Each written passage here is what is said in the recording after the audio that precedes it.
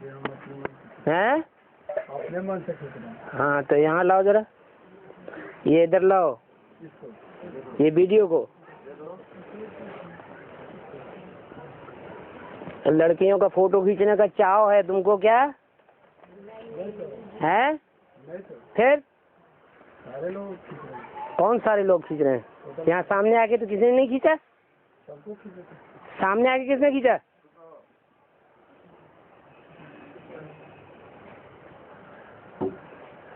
बेजराई से पूछा क्या? नहीं भाई बाबा, इसीलिए उसको बोले। ये कहाँ कौन से क्लास में जाता है? भर्ती किए हुए हैं। कहाँ जाता, कहाँ क्लास करने? आशा बहन के भाई है भाई। हैं? आशा बहन का भाई है। कौन? आशा बहन के भाई है। क्लास करने कहाँ जाता है? वहाँ विक्रमगंज में। हैं? विक्रमगंज में। मसाला कर चले जाता है। विक्रम जी यही सिखाया गया तुमको? हैं?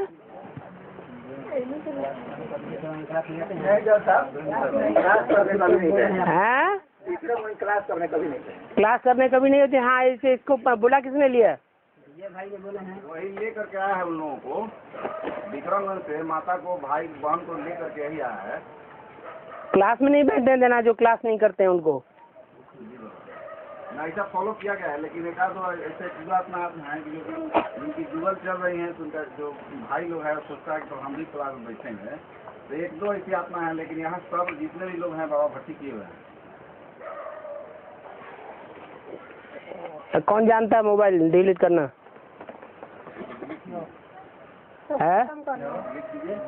तो खत्म करना। वही कर देगा बाबा। है? वही कर देगा। कौन कर देगा? वही कर देगा। वो नहीं करेगा। इधर आ। इधर आइए। डिलीट करके हमको दो। इधर भाई भाई का इधर आ करिए ना।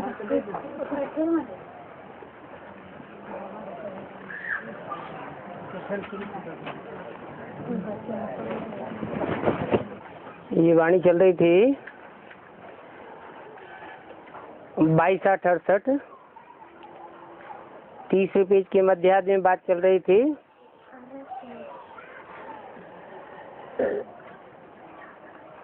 अभी श्री कृष्णपुरी तो है नहीं,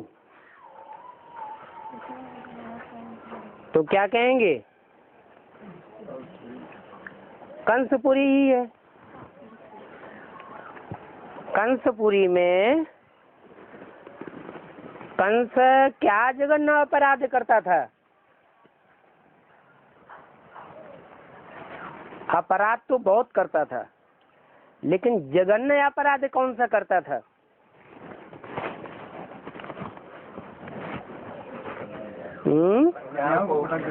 कन्याओं को पटक के मार देता था, माने उनकी जिंदगी बर्बाद कर देता था। अभी बाप को कृष्णपुरी रचनी पड़े,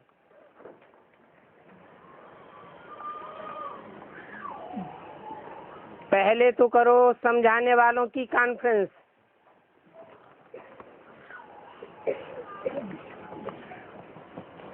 क्योंकि समझाने वाले सही रीति समझाते नहीं हैं कि कृष्णपुरी की रचना कैसे होती है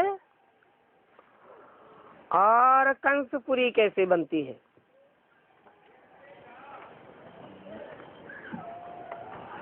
समझाने के लिए बड़ी युक्ति रखनी पड़ेगी। श्री कृष्ण को योगेश्वर भी कहते हैं। अब योगियों का ईश्वर शिव होगा या कृष्ण होगा? कृष्ण ने तो राजयोग सिखाया नहीं। कृष्ण तो नई दुनिया का पहला पत्ता है।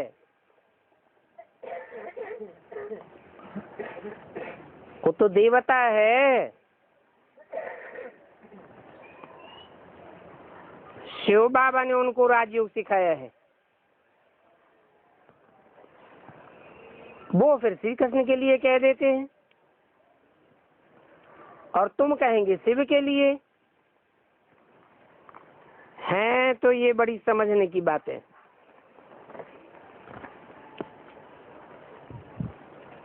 क्योंकि योगीश्वर वही हो सकता है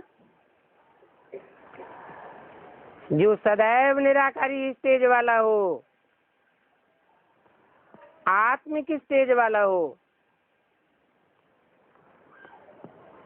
आत्मिक स्टेज वाला ही मन को कंट्रोल कर सकता है,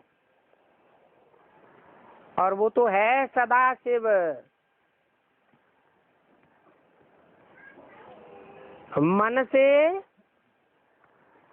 कोई काम भी लेने की उसे दरकार नहीं है। मन का काम है सोचना विचारना, और वो तो सदैव ही असोचता है। ऐसा असोचता बाप हम बच्चों को भी असोचता बनाने के लिए आए हैं। तो कहते हैं मन मना भव।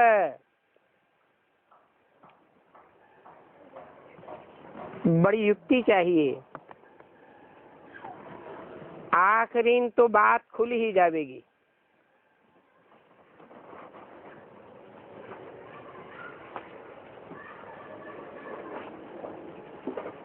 पूछना चाहिए श्री कृष्ण को गोरा या काला क्यों बनाते हो? अगर श्री कृष्ण योगेश्वर है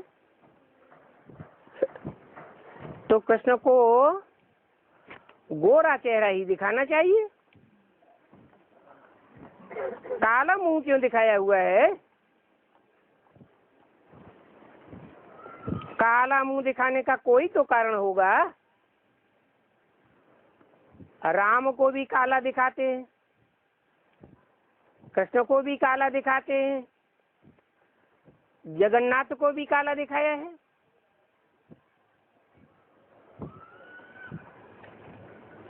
अब सब देवताओं को काला क्यों दिखाई दिया है? जरूर पहले नर थे, नर से नारायण जैसे बनते हैं, नारायण बनते हैं तो देवता बनते हैं। देवताओं को सतो प्रधान कहा जाता है। वही देवताएं सुख भोगते भोगते तमो प्रधान बन जाते हैं।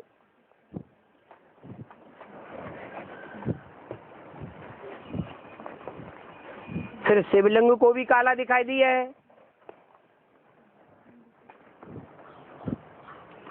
अब शिवलिंग तो निराकार का प्रतीक, वो तो सदैव ही निराकारी निर्विकारी निरहंकारी है। फिर उसको काला क्यों दिखाया है? कारण तो चाहिए ना। क्योंकि लिंग है साकार स्वरूप की यादगार, और उसमें जो ज्योति बिंदु है वो निराकार की यादगार है। वो निराकार ज्योति बिंदु साकार में प्रवेश करता है। जिसमें मुकर्रर रूप से प्रवेश करता है उसको पहले पहले आप समान निराकारी निर्विकारी निरहंकारी बनाता है। परंतु एक होता है बना बनाया और एक को बनाया जाता है, तो कुछ अंतर रहेगा या नहीं रहेगा? जिसको बनाया जाता है वो सदैव एक जैसा नहीं रह सकता, और जो बना बनाया है वो सदैव एक रस है। इसलिए सदा शिव कहा जाता है। वो सदा शिव जिसमें प्रवेश करता है मुकर्रर रूप से, वो काला और गोरा होता है। तो हिसाब बताना पड़े क्यों काला होता है। काम इच्छा पर करने से सब काले हो जाते हैं। काम कहा ही जाता है कामना को। भांति भांति की कामनाएं होती हैं। कोई भी काम करते हैं तो कोई न कोई देह अभिमानी की कामना भरी रहती है, ऐसा करें वैसा करें। तो बाप बतलाते हैं कि भक्ति मार्ग तो बिल्कुल अलग चीज है और ज्ञान मार्ग अलग चीज है। जो भक्त होते हैं उनमें ज्ञान नहीं हो सकता। भक्त कहा ही उनको जाता है जिनकी बुद्धि संयम नहीं होती, भागती रहती है, क्योंकि भगवान के सही रूप का उनको पता नहीं चलता है। ज्ञानी तो ज्ञाता को कहा जाता है। ज्ञान माना ही जानकारी। पहली पहली जानकारी है इस सृष्टि का रचयिता कौन, मनुष्य सृष्टि का बाप कौन। तो जब ऐसा ज्ञान मिलता है तो भक्ति की, कर्मकांड की, अंधविश्वास की बातों से वैराग हो जाता है। इसलिए कहते हैं ज्ञान भक्ति वैराग। पहले पहले ज्ञान आता है, फिर भक्ति से वैराग होता है। तो अर्थ भी समझाना पड़े। वो तो ऐसे ही कह देते हैं ज्ञान भक्ति वैराग। समझाओ कि पहले तुम भी ब्राह्मण थे, सारी दुनिया ब्रह्मा की औलाद है, अब ब्राह्मण नहीं हो। अभी प्रैक्टिकल में ब्रह्मा आया हुआ है। ब्रह्मम वाक्यम जनार्दनम कहा जाता है। वो ब्रह्म वाक्य बोलने वाला पत्थर की लकीर की तरह ब्रह्म वाक्य बोलता है। वो ब्रह्मा स्वयं नहीं है, उसका नामकरण करने वाला कोई और है। माँ तो स्वयं रचना होती है, वो ब्रह्मा है। ब्रह्मा ने ही बड़ी, सारी सृष्टि की बड़ी सी बड़ी माँ है। जरूर उसका कोई रचयिता बाप है, वो स्वयं परमपिता परमात्मा है। तो उस ब्रह्मा की औलाद ब्राह्मण बनेंगे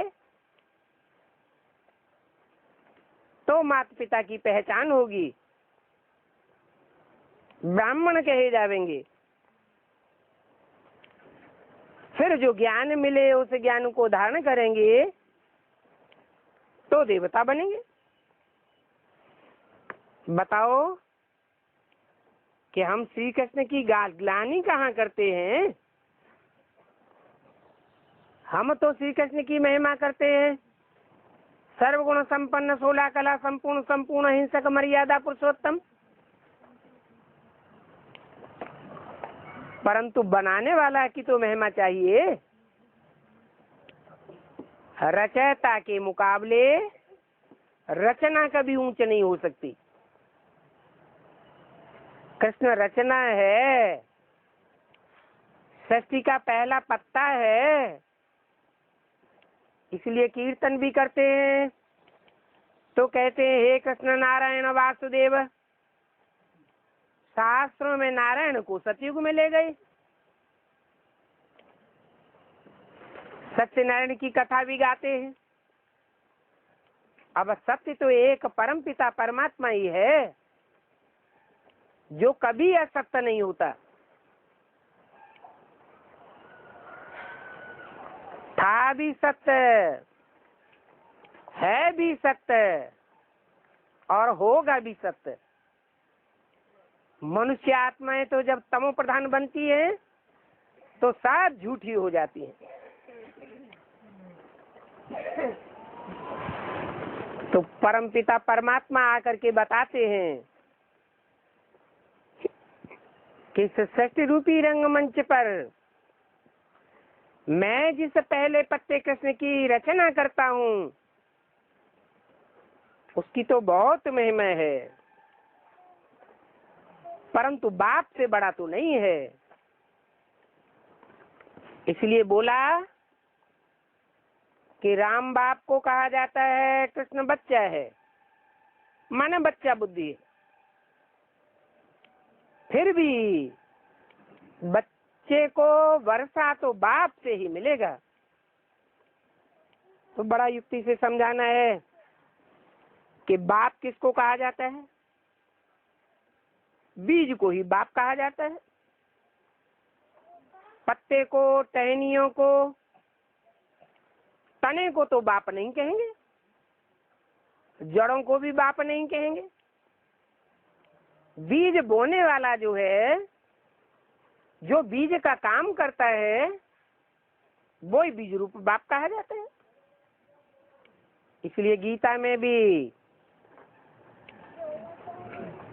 भगवान ने कहा है, हम बीज प्रदप पिता, मैं बीज बोने वाला पिता हूँ। तो कृष्ण को फादर नहीं कह सकते हैं। वर्षा लौकिक और पारलौकिक फादर से ही मिल सकता है। तुम बच्चे कितनी प्रदर्शनी करते हो, कितना समझाते हो, फिर भी कोई बिरले ही आते हैं। कारण क्या है कि तुम इतना समझाते हो, इतनी वाचा चलाते हो, भाग दौड़ करते हो, फिर भी सृष्टि के रचयिता और रचना को नहीं जान सकते। कोई तो कारण होगा। क्या कारण हो सकता है? कारण यही है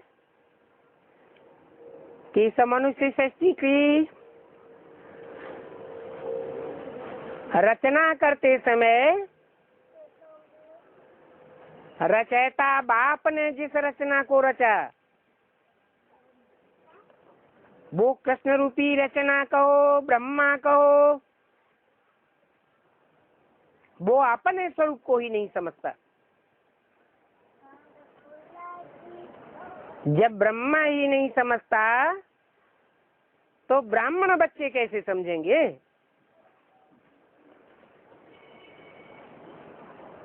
कृष्ण की आत्मा सो ब्रह्मा की आत्मा। कृष्ण की बुद्धि में पहले बैठे कि गीतापति भगवान बाप कौन है, तब बच्चों की बुद्धि में बैठे। इसलिए ब्राह्मणों को भी आज निश्चय होता है, कल अनिश्चय पैदा हो जाता है। ये निश्चय अनिश्चय का चक्र कब तक चलता रहेगा?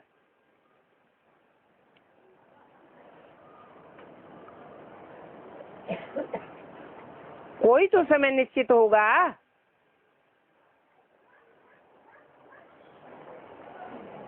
बात बिल्कुल साफ है कि जब तक पहले पत्ते की बुद्धि में बात बैठी नहीं हुई है, तब तक और 500 करोड़ पत्तों की बुद्धि में बात नहीं बैठ सकती। इसलिए सारा मदार एक के ऊपर है। एक के पतित बनने से सब पतित बन जाते हैं, और एक के पावन बनने से सब पावन बन जाते हैं। वो एक कौन है? सृष्टि का पहला पत्ता। फिर भी बाप कहते हैं जब तक बाप को नहीं पहचाना है तब तक कृष्ण की कितनी भी पूजा करें, कृष्ण कहो ब्रह्मा कहो, बात तो एक ही है, क्योंकि एक ही आत्मा के दो नाम हैं, एक आदि का नाम, एक अंत का नाम। आदि सो अंत। तो कृष्ण की कितनी भी पूजा करें कोई भी अपने कुल में नहीं आ सकता, क्योंकि कृष्ण की आत्मा, ब्रह्मा की आत्मा चंद्रमा का पाठधारी है। चंद्रवंशी तो बन सकते हैं परंतु सूर्यवंशी नहीं बन सकते।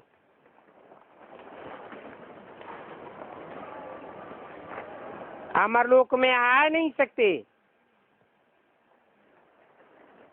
अमरलोक में आ सकते हैं तब जब अमरनाथ बाप को पहचाने। तो यहाँ दो बाप को भी समझाना है।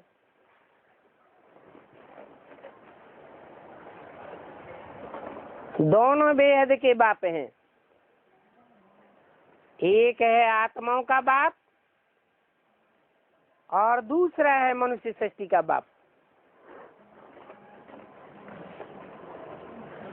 परंतु आत्माओं के बाप शिव को क्रिएटर नहीं कहेंगे, क्योंकि आत्माओं का बाप है। आत्माएं क्रिएट की जाती हैं क्या? नहीं, आत्माएं तो सदैव हैं ही हैं। आत्मा अविनाशी कहा जाता है। तो अविनाशी आत्माओं का बाप जिसे शिव कहा जाता है वो सदा शिव है, क्रिएटर नहीं हो सकता। हाँ, जब मनुष्य शक्ति के बाप में प्रवेश करता है तो नई सृष्टि का कर्ता कहा जाता है। तो क्रिएटर बाप भी साकार, उसकी सृष्टि भी साकार और पहला पत्ता कृष्ण भी साकार। फिर भी कहेंगे कि वर्षा तो क्रिएटर बाप से ही मिलेगा, बाकी तो सब रचना है। जब ऐसे एक एक से बैठ माथा मारेंगे तब काम चलेगा। मुख्य बात है रचयिता और रचना का परिचय देना। पहले ये बात सिखलानी पड़े।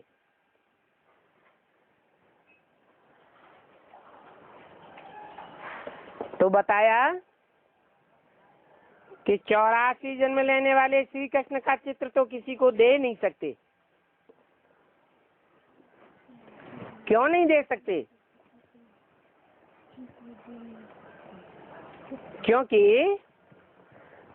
जो स्वयं ही जन्म मरण के चक्र में आने वाला है उसका चित्र देंगे और चित्र देखेंगे तो चित्र देखने वाले जन्म मरण के चित्र चक्र में आते रहेंगे या नहीं आते रहेंगे?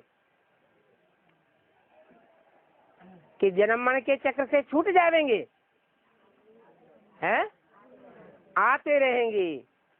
और जब तक जन्म मरण के चक्र में आते रहेंगे तब तक परम धामवासी नहीं बन सकते। तो कृष्ण का चित्र तो दे नहीं सकते। ब्रह्मा का भी चित्र नहीं दे सकते, क्योंकि कृष्ण तो फिर भी 16 कला संपूर्ण सर्वगुण संपन्न संपूर्ण हिंसक मर्यादा पुरुषोत्तम है। ब्रह्मा को तो देवता भी नहीं कहा जा सकता। अगर देवता होता तो मंदिरों में पूजा होती, मूर्तियां बनती। न मूर्तियां बनती हैं, न पूजा होती है, न मंदिर बनते हैं। इसलिए ब्रह्मा का भी चित्र नहीं दे सकते कोई को कि इसे बैठे याद करो। तो ब्रह्मा का भी चित्र नहीं दे सकते क्योंकि दाढ़ी मूछ वाला है, भिखारी है। ब्रह्मा का भी चित्र नहीं दे सकते। साकारी है या निराकारी है? साकारी है। ब्रह्मा कुमार कुमारियों के द्वारा इतनी तादाद में फोटो खींचा गया, परंतु एक भी फोटो ऐसा नहीं है जो निराकारी स्टेज वाला हो। निराकारी होगा तो निर्विकारी होगा, निर्विकारी होगा तो निरहंकारी होगा, और जो जैसा होगा उसका दर्शन करने से, देखने से वैसी स्थिति बनेगी।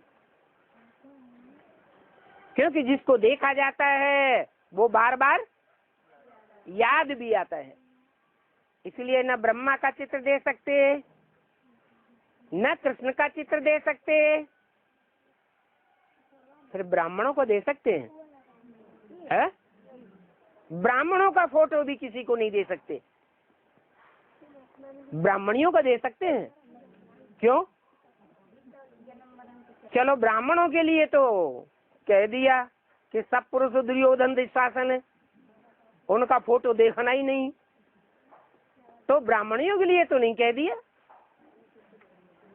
ब्राह्मणियों के लिए तो बोला है तुम बच्चियां स्वर्ग के गेट खोलेंगी, तो उनका चित्र रखने में क्या अंतर है? क्या नुकसान है?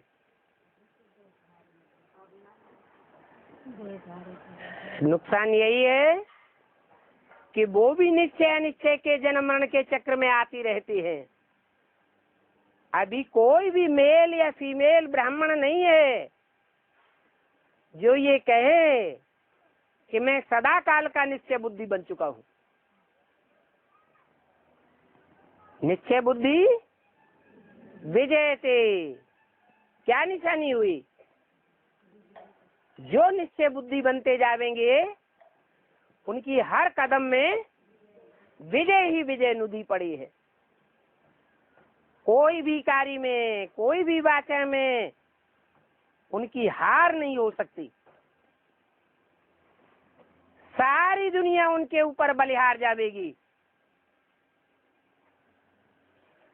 ये है निश्चय बुद्धि की निशानी। निश्चय बुद्धि कृष्ण की आत्मा बनी है, वो भी नहीं बनी है। कृष्ण की आत्मा तो पिछले 63 जन्म से ये पक्का किए बैठी है कि गीता का भगवान कौन है? श्री कृष्ण। और आत्माओं के अंदर इतना संस्कार पक्का नहीं बना होगा, क्योंकि वो तो सिर्फ सुनते हैं, अपने बारे में नहीं। किसके बारे में? श्री कृष्ण के बारे में सुनते हैं कि गीता का भगवान श्री कृष्ण है।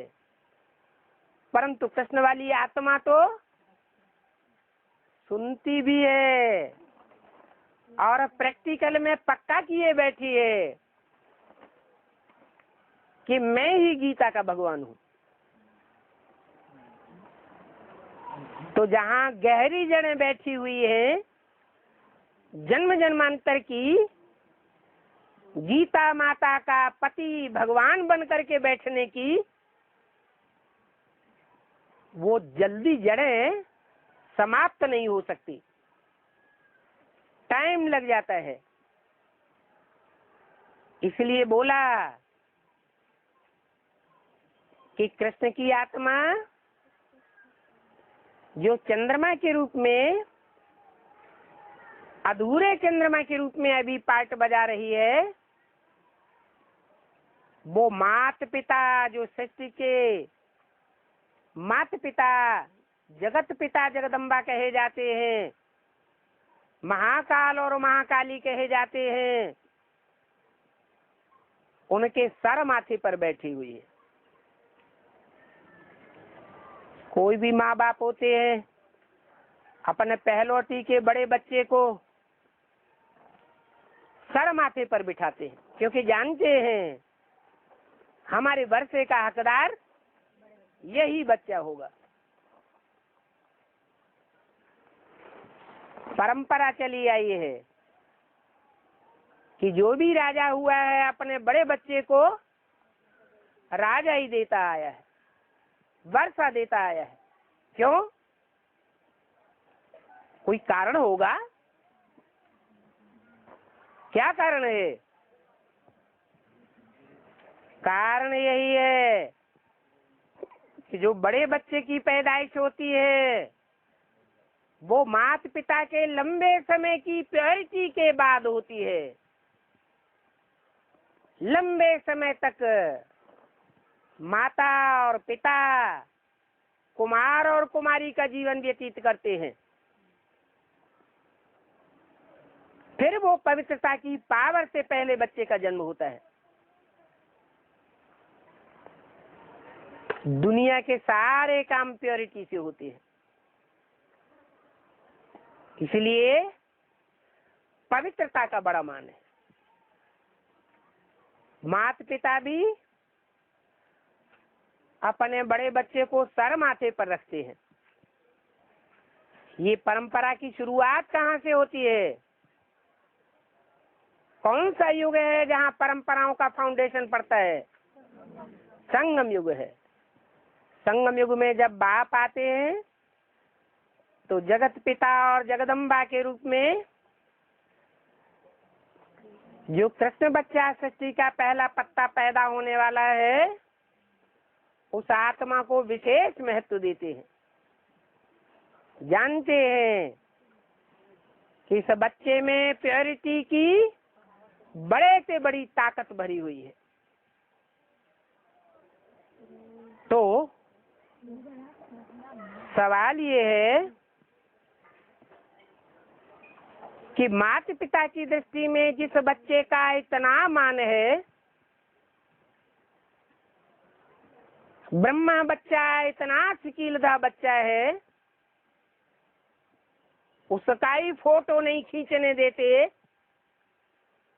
मुरली में मना किया है कि नहीं? मुरली में मना किया है इस ब्रह्मा का फोटो भी न खींचो। अगर इसका फोटो खींचेंगे तो पतित हो जाएंगे, पद भ्रष्ट हो जाएगा।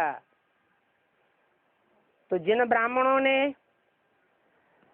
इस बात को धारण कर लिया, मान लिया और प्रैक्टिकल जीवन में चलने लगे, ब्रह्मा का फोटो निकाल दिया,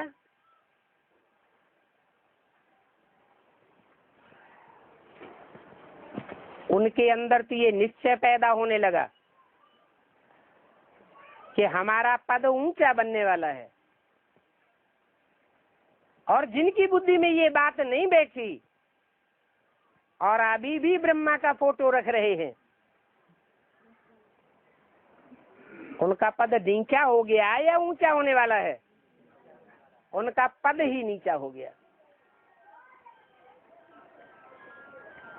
जिन आत्माओं का पद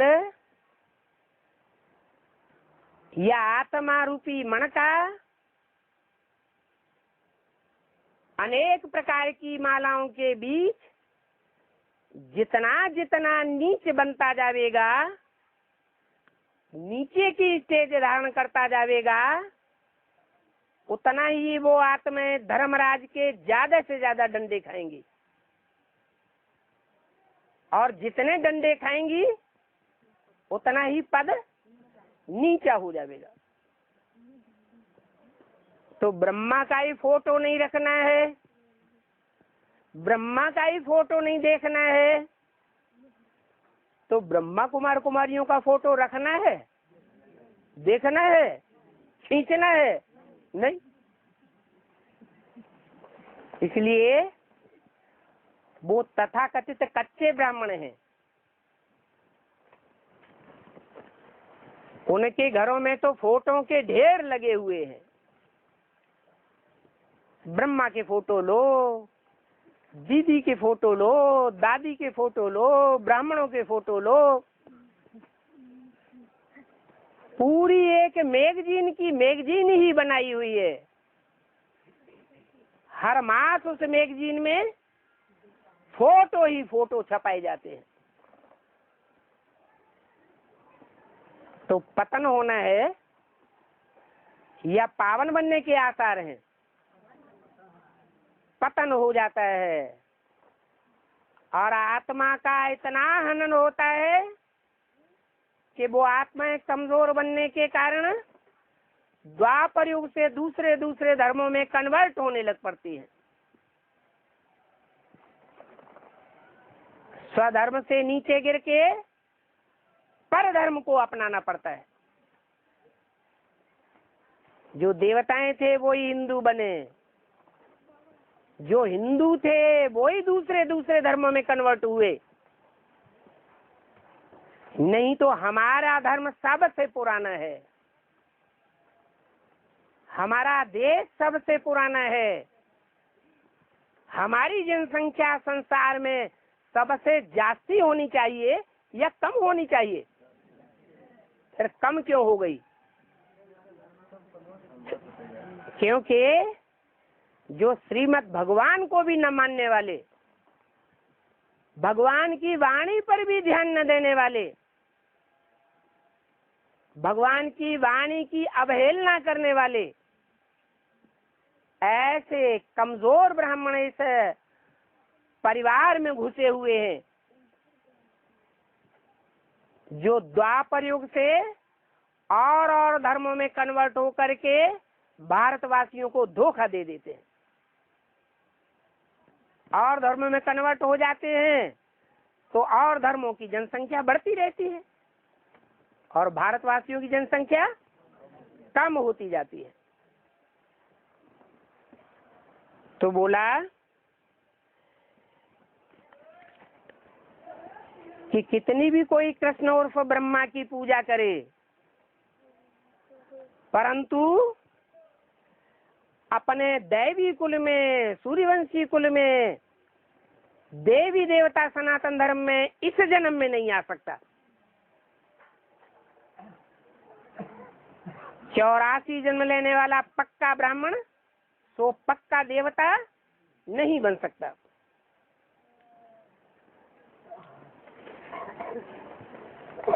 तो 84 जन्म लेने वाले कृष्ण का चित्र तो अभी किसी को नहीं दे सकते। बहुत लोग लेते भी हैं, परंतु हमारी तो शर्त है क्या कि इन्हों का चित्र रखेंगे तो पतित हो जाएंगे। तुम पहले ही इस बात को बता सकते हो कि इन्हों में तो कोई ज्ञान ही नहीं है। किन्हों में? कृष्ण में। कृष्ण उर्फ ब्रह्मा में कोई ज्ञान ही नहीं है, बाप की भी पहचान नहीं है। बाप की पहचान है तो कहेंगे आस्तिक है, और बाप की पहचान नहीं तो कहेंगे नास्तिक है। नास्तिक माने जिसको आस्था नहीं है। जब पहचान ही नहीं है तो आस्था किसके ऊपर होगी? जो नास्तिक हैं वो शूद्र संप्रदाय हैं, और जो आस्तिक हैं वो ब्राह्मण संप्रदाय है। अभी एक ऐसे ज्ञान से विश्व के मालिक बने, गोरे बने, सो आकर के समझो। फिर यही काम शिक्षा पर बैठने से द्वापर युग से लेकर कलयुग तक काले बन जाते हैं। तो ये बात किसे समझानी चाहिए तुम युक्तियों से समझाते रहो, तुम मेहनत करते हो, फिर ड्रामा में जो होगा सो देखा जाएगा। देखो क्या होता है। हो सकता है तुम्हारी बातों को उड़ाए देवे, जैसे कलकत्ते में किया। कुछ खराबी भी कर सकते हैं, फिर भी जो सर्वसेवल बच्चे होते हैं उनको तो नशा चढ़ा रहता है। क्यों? क्योंकि सर्वसेवल बच्चों को बाप याद करते हैं। बाप तो सर्वशक्तिवान है, उसकी याद में भी शक्ति भरी हुई है। तो जिन सर्वसेवल बच्चों को याद करता है उनमें भी पावर भर जाती है, क्योंकि उन बच्चों को बाप का रिगार्ड रहता है। बहुत बातें समझानी है, फिर पुनर्जन्म भी समझाना पड़ेगा। देहधारियों का पुनर्जन्म होता है, जो विदेही है वो पुनर्जन्म के चक्कर में नहीं आता।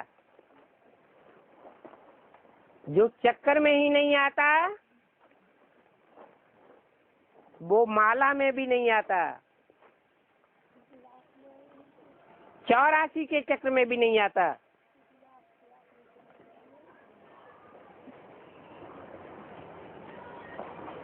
शिव के साथ फिर शंकर की भी समझानी देनी है, और शंकर के साथ जो नागबलाएं लगी पड़ी हैं उन नागबलाओं को भी समझाना है। ये कौन है?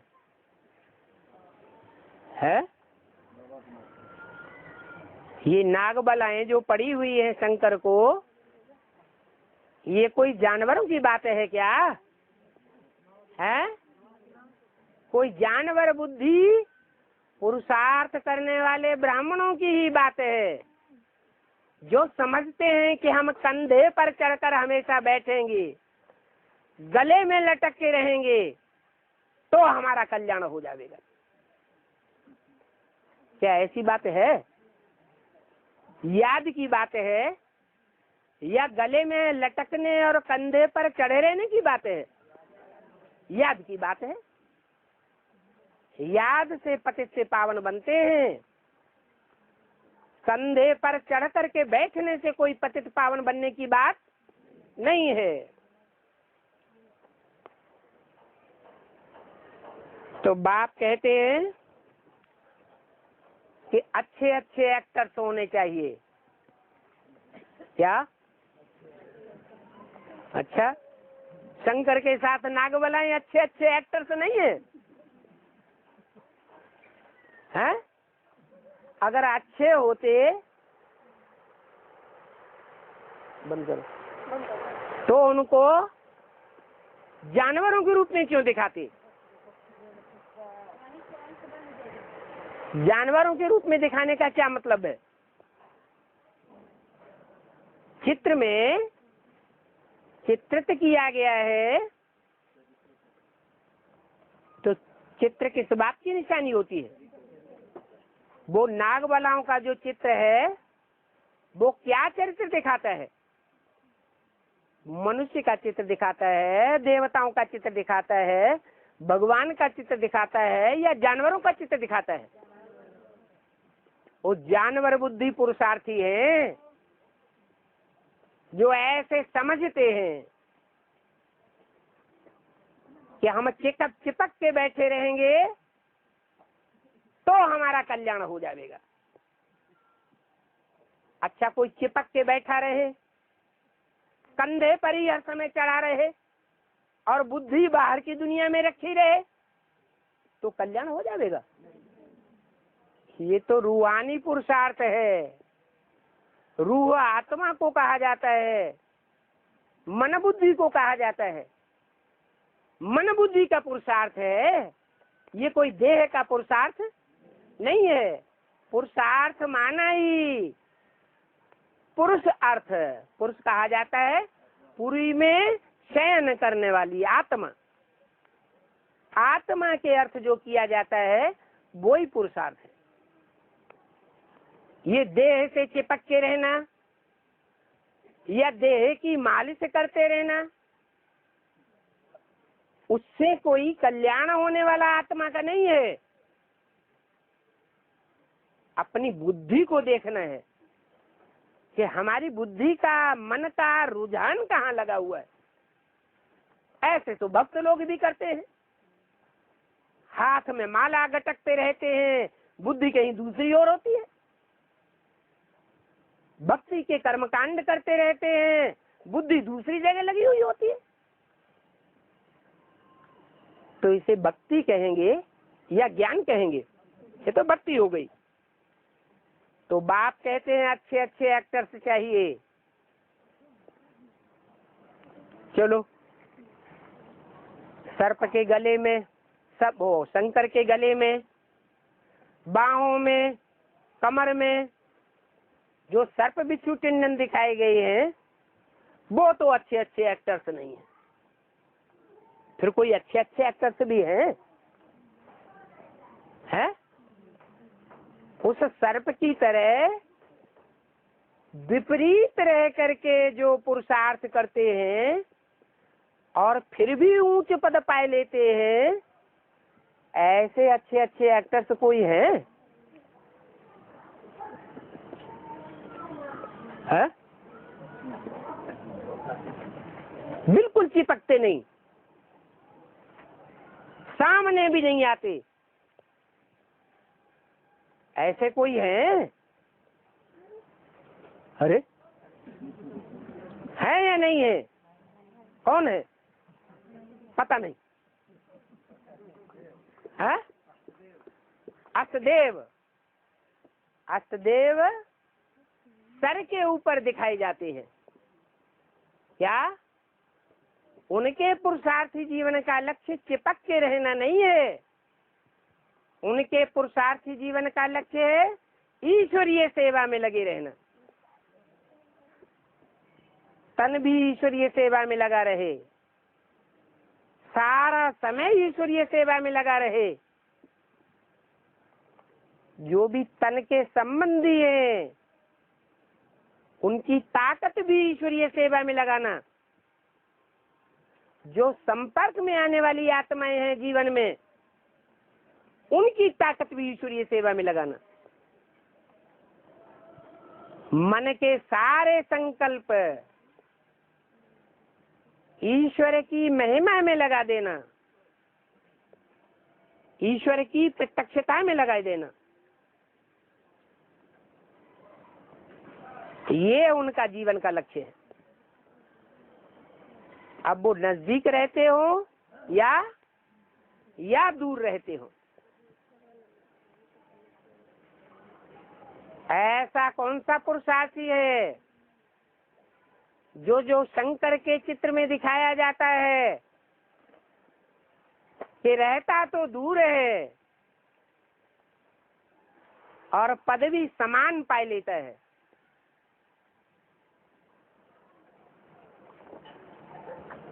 है? नहीं है? है? नहीं है? लक्ष्मी। लक्ष्मी रुद्रमाला के पुरुषार्थियों की तरह नजदीक रहकर पुरुषार्थ करने वाली है या दूर रहकर पुरुषार्थ करने वाली है? दूर रहकर पुरुषार्थ करती है।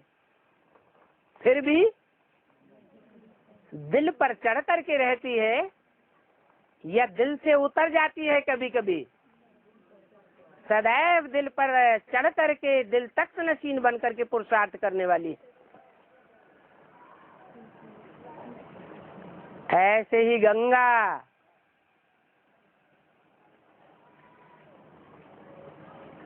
तो अच्छे अच्छे एक्टर्स बनना चाहिए। एक जगह हंगामा होने से फिर नाम बदनाम कर देते हैं। बाकी सर्विस के लिए तो ये मकान बहुत अच्छा है। कौन सा मकान?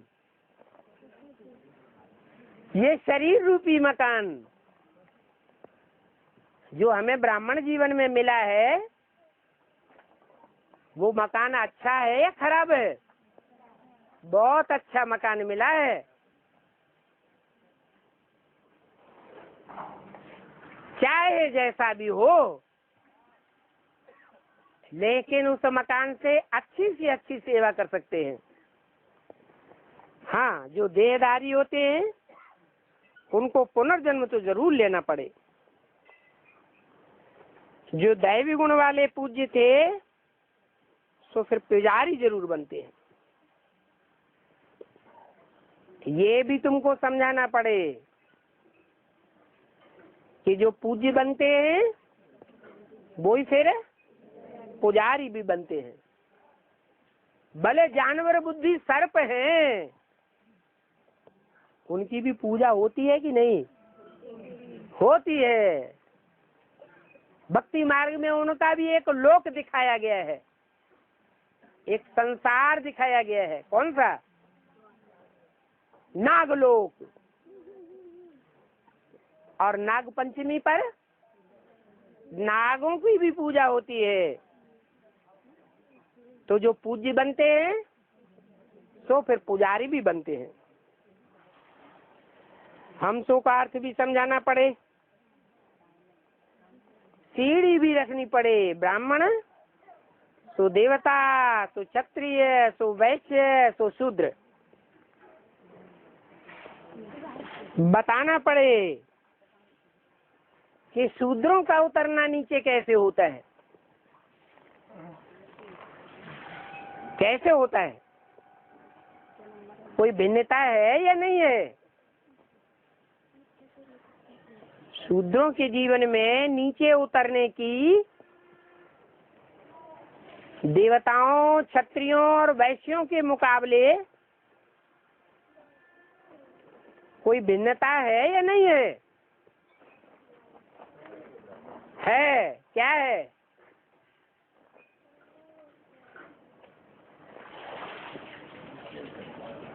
अरे देवताएं धीमी गति से नीचे उतरते हैं, क्षत्रिय उससे ज्यादा तीव्र गति से नीचे उतरते हैं, और वैश्य उनसे भी ज्यादा तीव्र गति से नीचे उतरते हैं, और शूद्र बहुत ही तीव्र गति से नीचे उतरते हैं।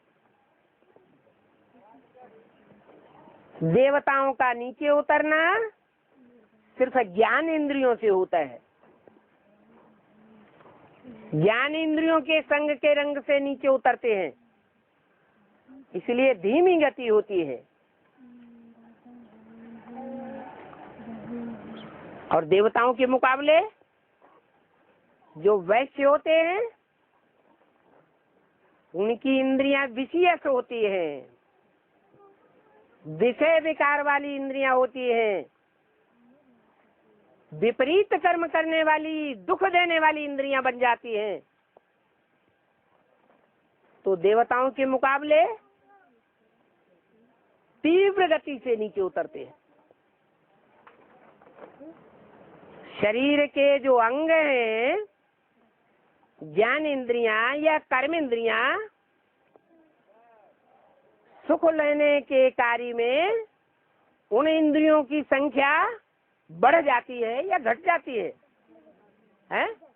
बढ़ जाती है।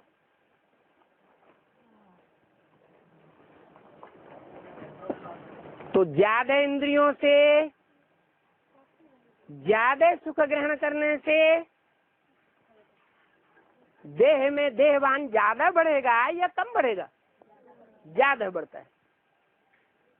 और शूद्रों के लिए तो दिखाया है कि एड़ी से लेकर के चोटी तक विकारी बन जाते हैं।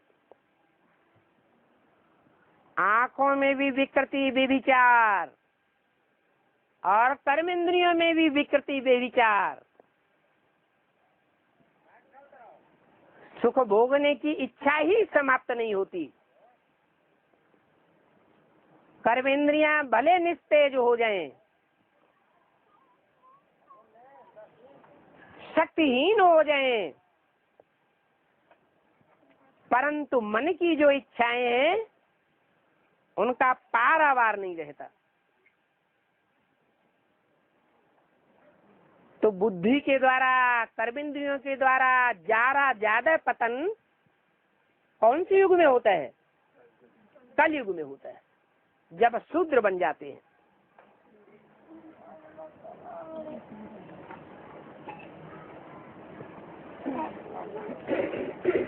तो शूद्र कैसे नीचे उतरते हैं, ये बात भी तुमको समझानी पड़े। इन बातों को समझने और समझाने में जो आसुरी संप्रदाय है, असुर है ना, उनकी गति क्या होती है? तुम कितना भी अच्छा समझावेंगे, कितने भी अच्छे तरीके से बात सामने रखेंगे, तो भी वो विघ्न जरूर डालेंगे। तो उन असुरों को भी युक्ति से हाथ में रखना पड़े, उनको समझाना चाहिए कि शास्त्रों में लिखा है कृष्ण बैकुंठ में था, अभी कृष्ण कहाँ है? अभी राम कहाँ है? शास्त्रों में तो लिखा है जब जब त्रेता होता है तो राम होता है, जब जब द्वापर होता है तो कृष्ण होता है। तो उनको समझाओ कि द्वापर के अंत में भगवान कृष्ण आया तो क्या पापी कलयुग की स्थापना करके गया? फिर भगवान के आने का क्या फायदा हुआ?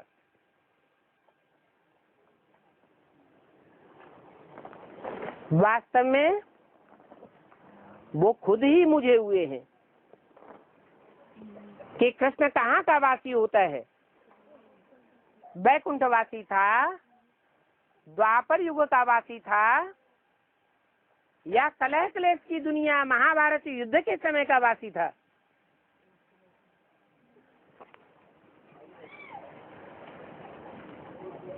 बताओ कि जो भी मनुष्यों के पास मानवीय इतिहास की हिस्ट्री है, उस हिस्ट्री में मनुष्य नीचे उतरता आया है या ऊपर चढ़ता गया है? तन की शक्ति से, मन की सात्विकता से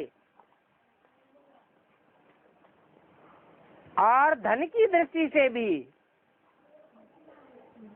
दुनिया में मनुष्यों का उत्थान हो रहा है या पतन हो रहा है?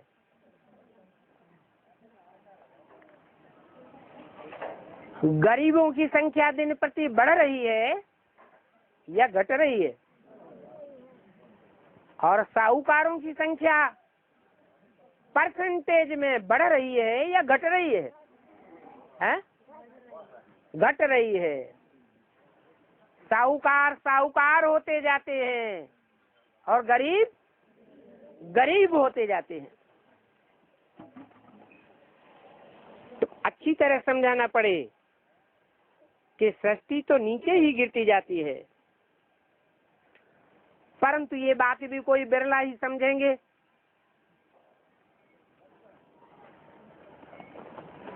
यहाँ बैठे बैठाए बहुत से कुमार कुमारियां हैं जो समझते हैं दुनिया तो अभी बहुत ऊंची चढ़ रही है। कई कई मंजिलों के महलमानियां अटारियां दिखाई देते हैं। पहले एरोप्लेन नहीं थे, अभी एरोप्लेन दिखाई देते हैं। पहले एटम बम नहीं थे, अभी एटम बम बन चुके हैं।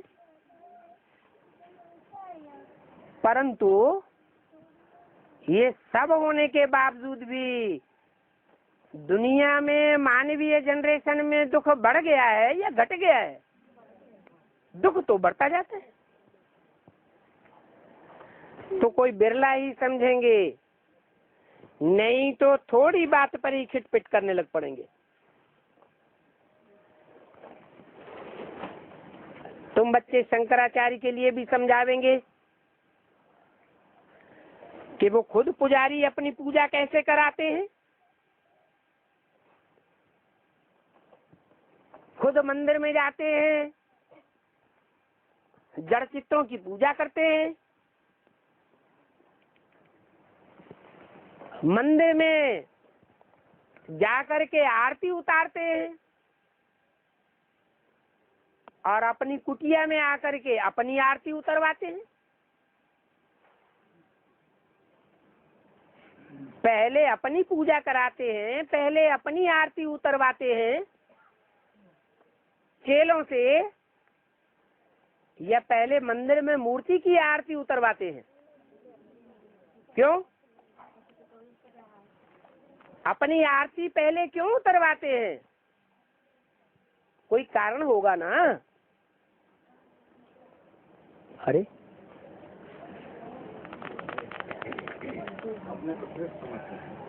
क्योंकि वो समझाना चाहते हैं चेलों को कि मंदिर में तो पत्थर की मूर्ति जड़ मूर्ति है और ये तो शिवो हम तो साक्षात सेवक का स्वरूप बने बैठे हैं, इसलिए हमारी आरती पहले उतारनी है और मूर्तियों की आरती बाद में उतारनी है।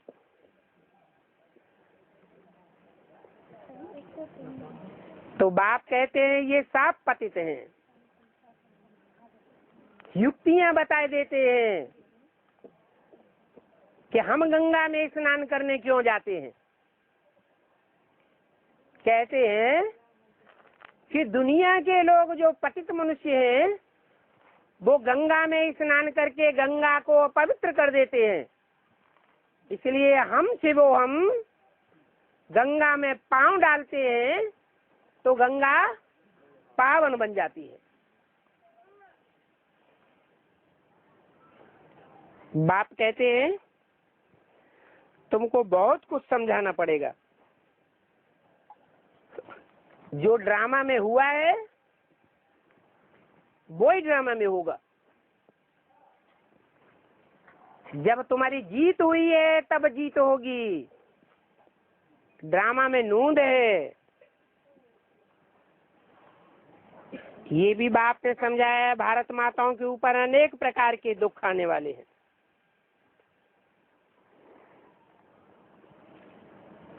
दुखों के पहाड़ गिरने वाले हैं।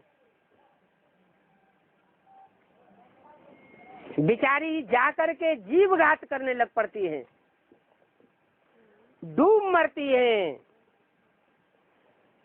कितने ढेर के ढेर दुख हैं। तो बाबा ने कहा था दुखों की लिस्ट निकालो।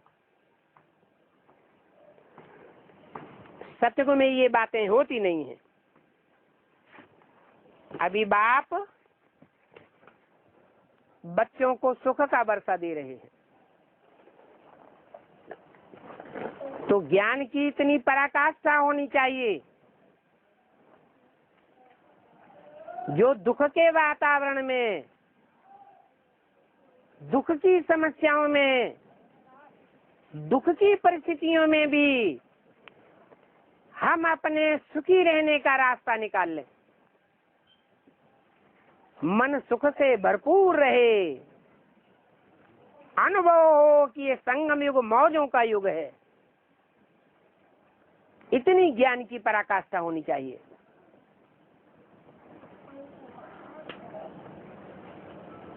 ज्ञान का वर्षा बाप देते हैं। बाप कोई स्थूल धन संपत्ति का वर्षा नहीं देते हैं। ये जो चित्र है, ये चित्र भी कोई देहधारी के बनाए हुए नहीं है। जो सर्वसेबुल बच्चे हैं, इनको यहाँ मधुबन में बैठने में मजा नहीं आवेगा।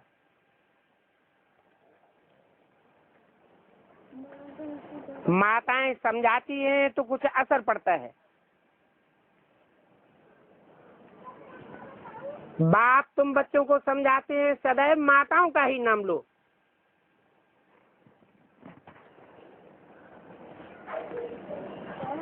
कहते हैं जब ज्ञान अमृत पिलाया तो असुर भी आए,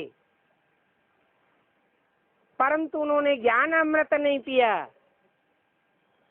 और ही जाकर के हंगामा मचाया। क्या है उस असुर का नाम? राहु।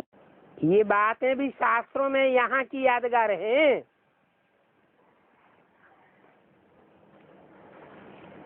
यहाँ तो होनी चाहिए शांति।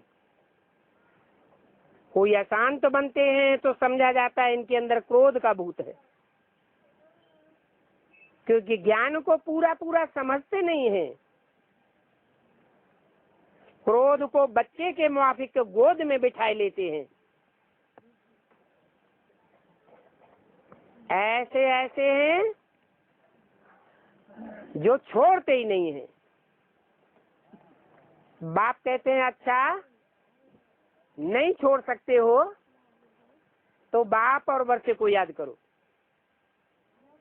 दैवी गुण भी धारण करने हैं, क्योंकि देवता बनने वाले हो। अच्छा, बच्चों को गुड नाइट। ओम शांति।